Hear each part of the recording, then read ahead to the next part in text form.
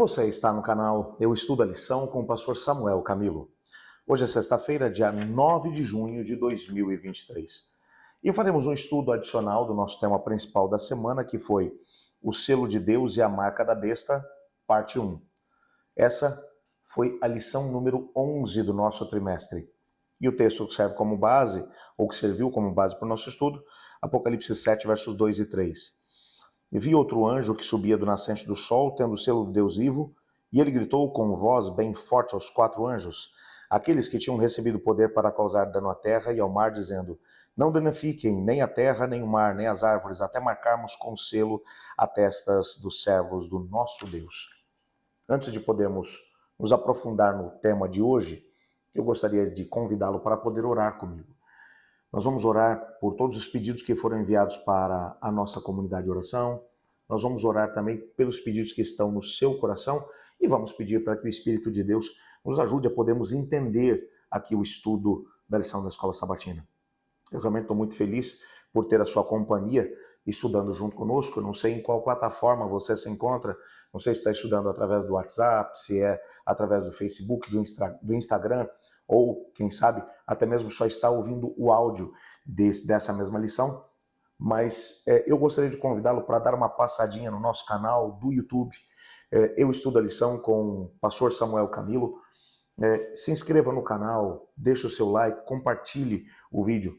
Assim, nós enviaremos um recado especial ao YouTube para que esse material seja disponibilizado para mais pessoas. E assim chegaremos mais longe do que temos chegado até aqui. Ore comigo.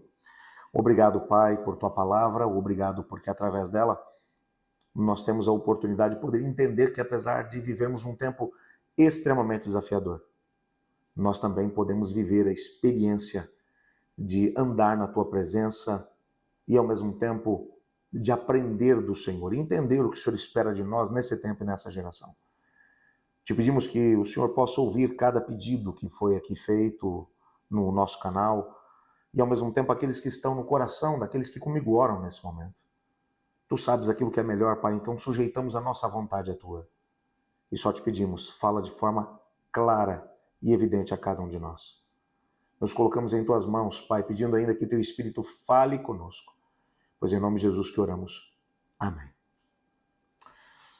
Nessa semana tivemos a oportunidade de poder entender, pelo menos, a parte introdutória da questão dos 2 selos que o Apocalipse menciona que toda a humanidade receberá um ou outro.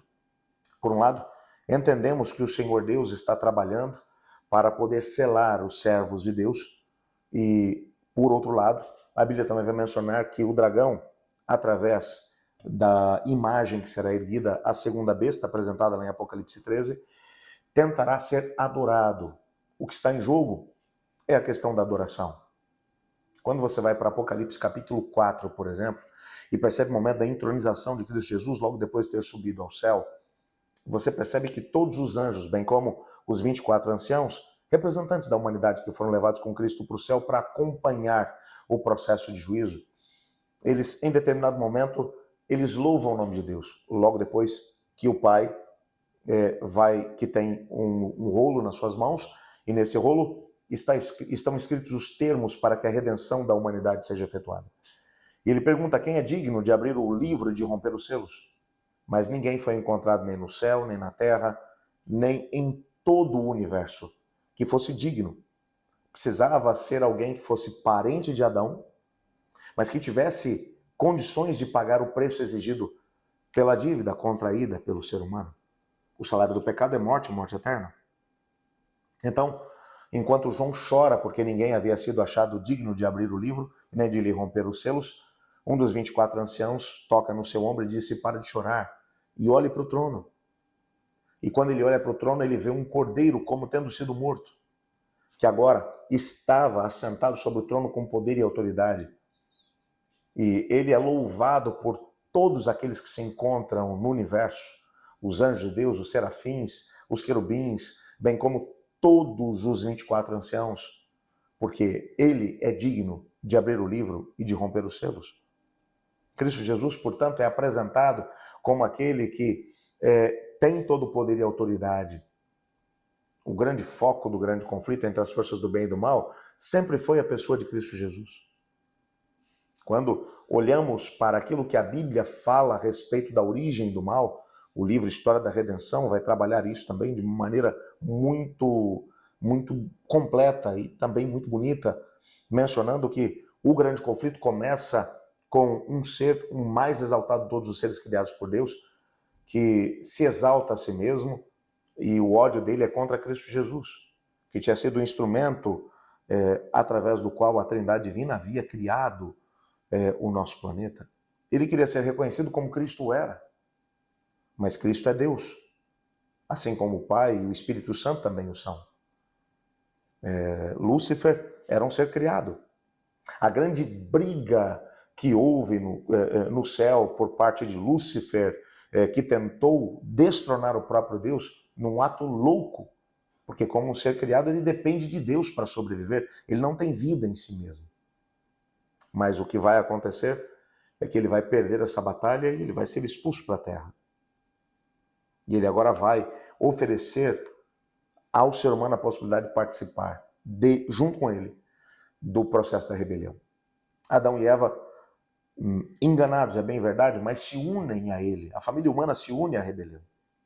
Mas agora o Senhor Deus, ele vem até o ser humano e menciona que dará uma oportunidade para que a humanidade, ao invés de adorar o dragão, adorar o inimigo das nossas almas e aceitar a sua proposta de governo, que eles continuem adorando a Deus. Por isso, no Apocalipse, tudo gira em torno do tema da adoração. O inimigo tentou falsificar aquilo que são os pontos fundamentais dentro da estrutura da salvação da humanidade. A mesma mentira que ele disse a Adão e Eva, ele continua dizendo através da coligação do mal: você não vai morrer. A alma que pecar, essa morrerá, é o que diz a Bíblia. Mas ele vai trabalhar a ideia de que há uma alma imortal dentro do ser humano e que ela não pode morrer. Por isso, no momento da morte, você continua vivendo no paraíso com Deus ou queimando nas chamas do inferno. Por todo o sempre. O que faz de Deus um tirano cruel, que faz com que as pessoas recebam um castigo massificado. Todos recebem a mesma recompensa. Então, isso é antibíblico. Denigre a imagem de Deus. Mas não apenas isso. O inimigo também pega o único dia de adoração que foi estabelecido por Deus no contexto das Sagradas Escrituras, que é o sábado, que lembra Deus como o Criador de todas as coisas e também como o Redentor, e vai agora colocar o seu falso dia de adoração, o domingo, que era o dia da adoração do Sol, do Deus Sol, que foi incorporado ao mundo cristão quando Constantino se converte ao cristianismo. Ele vai ainda colocar a adoração de imagens que vão reduzir o ser humano, ou reduzir a adoração num nível humano. E através dessas atitudes, ele tem tentado arrebanhar a humanidade para que estejam fechados com a coligação do mal. Há um texto que aparece no nosso guia de estudos, e eu gostaria de encerrar as minhas considerações hoje com esse texto, um texto de Ellen White, do livro Grande Conflito, na página 485, onde ela diz assim: desde a origem do grande conflito no céu, o propósito de Satanás tem sido o de destruir a lei de Deus. Para cumprir esse objetivo, ele se rebelou contra o Criador e, embora tenha sido expulso do céu, continuou a mesma luta na terra. Sua constante meta tem sido enganar os seres humanos para induzi-los a transgredir a lei de Deus. Se isso é feito rejeitando toda a autoridade da lei, ou apenas um dos seus preceitos, isso acaba não importando, porque no final o resultado será o mesmo, porque quem quebra um dos mandamentos se torna culpado de todos. Em seu empenho para desacreditar os preceitos divinos, Satanás perverteu as doutrinas bíblicas. Assim, se incorporaram erros na fé, nutrida por milhares dos que professam crer nas Escrituras Sagradas. O último grande conflito entre a verdade e o erro será nada mais que a batalha final da prolongada controvérsia relativa à lei de Deus. Estamos agora entrando nessa batalha. Uma luta entre as leis dos homens e os preceitos de Jeová. Entre a religião da Bíblia e a religião das fábulas e das tradições. A grande pergunta que se levanta nesse momento é: e nós? Como nos posicionaremos no meio desse grande conflito? Eu gostaria de incentivá-lo, depois dessa introdução ao estudo a respeito do selo de Deus e da marca da besta, que você tome a postura de ser fiel a Deus, bem como a sua palavra. Que nesse dia, nada te desvie do assim diz o Senhor. Que Deus te abençoe, que Deus te guarde. Eu estudo a lição. E você?